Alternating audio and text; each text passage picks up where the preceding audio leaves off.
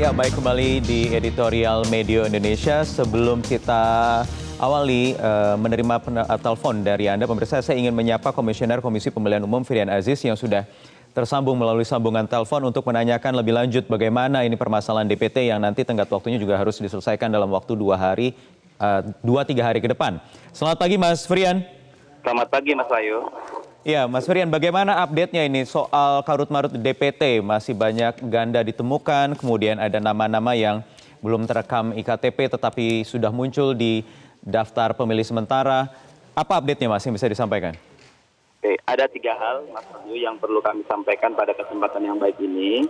Pertama, dugaan data ganda yang disampaikan oleh salah satu partai politik, 25 juta itu tidak terkonfirmasi. Artinya tidak sesuai dengan kondisi di lapangan. Sebagai contoh, di Kota Jakarta Selatan disampaikan data ganda ada 2 juta.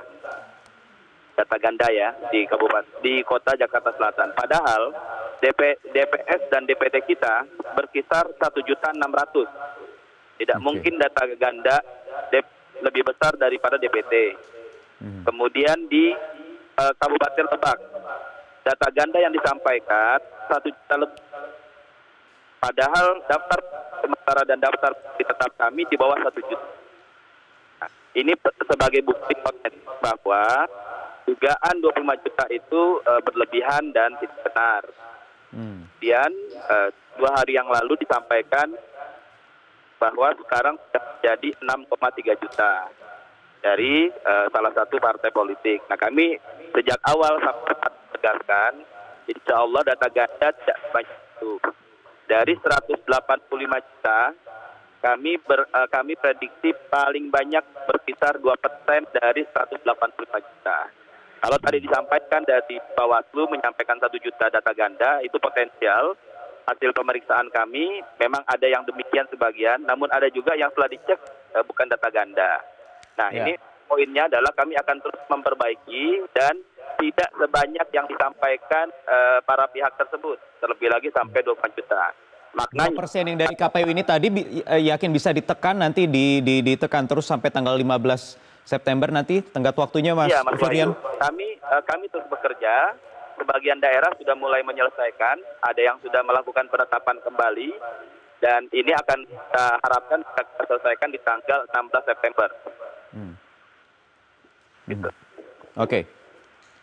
Kemudian ada masalah lain selain ganda, kemudian ada masalah soal ini karena sinkronisasi dengan IKTP begitu. Kita lihat banyak sekali kasus-kasus yang mungkin entah ini bisa dijawab mungkin oleh Anda KPU ya, banyak IKTP yang tercecer, kemudian juga ada daftar pemilih yang masuk, sementara ini banyak ditemukan di daerah Brebes, Jawa Tengah saja itu dikatakan sekitar hampir 200.000 sendiri. Ini yang belum merekam IKTP tapi masuk. Belum daerah-daerah lainnya, Mas Firian? Prinsipnya kalau belum ada KTP elektronik atau surat keterangan dari Dukcapil, tidak akan kita masukkan.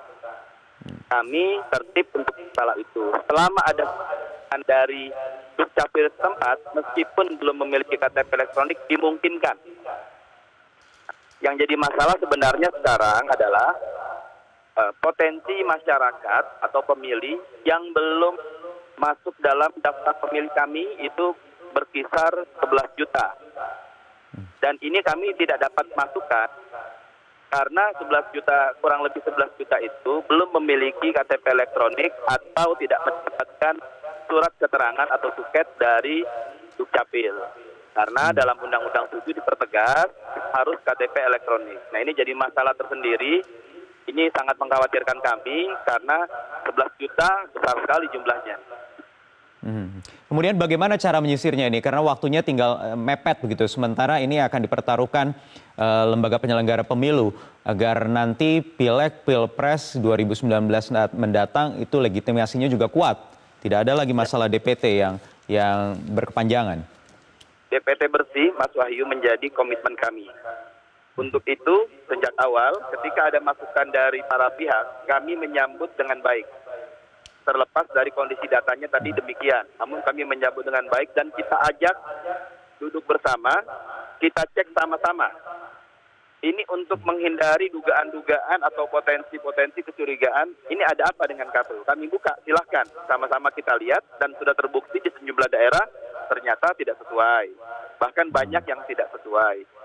Namun demikian ini sudah terus diperbaiki. Kami meyakini kalaupun masih ada DPT data ganda, itu jumlahnya akan kami tekan hingga di bawah 1%.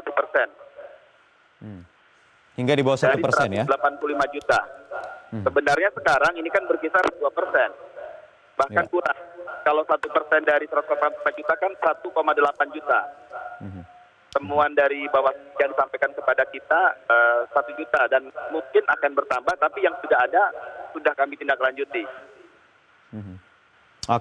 Oke, baik. Mas Firian, kami akan terus nantikan update-nya sampai nanti, ya, batas waktu di 15 September hari Sabtu lusa ya. Baik, ya. Terima kasih Firian Aziz, Komisioner ya, KPU yang sudah bergabung melalui sambungan telepon.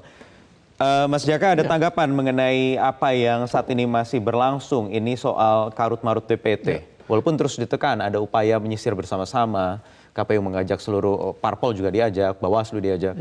Ya, ketika ada beberapa partai politik yang menyatakan ada kemungkinan 25 juta DPT ganda, daftar pemilih ganda, sebenarnya terlalu berlebihan juga ya. Saya pikir tadi Mas Firian juga saya sepakat tidak sampai sih lah kalau sampai 25 juta. Tapi kalau di lapangan ditemukan daftar pemilih ganda, itu harus diakui bahwa itu benar adanya. Kalau kita lihat penemuan beberapa Bawaslu di hampir semua daerah, itu kan ada persoalan seperti itu. Bahkan kalau kita lihat di Jakarta yang seharusnya sistem administrasi kependudukannya harusnya lebih bagus dibandingkan daerah-daerah lain, itu pun juga masih ditemukan. Kalau tidak salah Bawaslu menemukan sekitar ada 10.000 DPT ganda di DKI Jakarta. Setelah diverifikasi itu diketahui juga ada sekitar 1.000 yang sebenarnya tidak memenuhi syarat. Ini menunjukkan bahwa sampai sekarang persoalan DPT itu masih menjadi persoalan yang bisa mengganggu tercapainya kualitas pemilu. Dan ini yang terus terang kita sesalkan. Dari pemilu ke pemilu persoalan ini tidak pernah selesai. Dan salah satu pangkal persoalannya adalah karena sistem administrasi kependudukan kita memang belum bisa menjamin. Itu yang harus disadari oleh semua pihak. Dan saya menyesalkan juga justru di antara pihak-pihak yang berkepentingan adalah dalam hal ini sudah ada seperti terkesan saling lempar tanggung jawab. Anda umpamanya dari KPU pernah mengatakan kenapa ada DPT ganda, itu ada tiga penyebab. Pertama karena ada sistem administrasi kependudukan yang buruk. Salah satunya umpamanya diberikan contoh, ada yang sudah pindah dari satu daerah, tetapi masih terdaftar di daerah tersebut. DPT itu salah satunya. Ada juga yang sudah meninggal, tetapi masih terdaftar di sistem kependudukan. Ada juga warga yang melakukan perekaman EKTP lebih dari 2 kali. Persoalannya kalau ini betul kok bisa?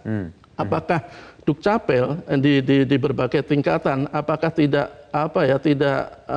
maksimal dalam menjalankan kinerjanya? Itu versinya KPU. Tapi versinya Kemendagri itu karena DPT ganda tetap terjadi karena KPU tidak optimal menjadikan DP4 daftar penduduk potensial pemilih pemilu itu sebagai acuan.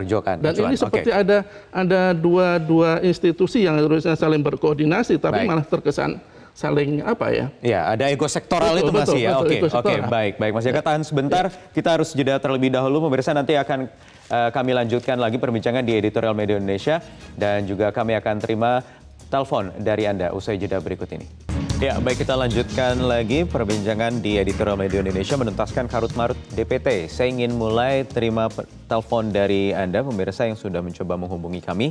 Saya ingin menyapa Pak Ihwan terlebih dahulu yang ada di Kota Jember, Jawa Timur. Selamat pagi, Pak Ihwan. Selamat pagi, Mas Wahyu dan Kang Jaka. Baik, Pak. Soal DPT, ini masalah yang sangat prinsipil di dalam masalah pilpres dan pileg. Sebab kalau enggak, nanti kita terjebak kepada hal yang bersifat tidak prinsip, like dislike, prejudice, negative interpretation, sampai kepada kelompok-kelompok yang bersifat dogmatik.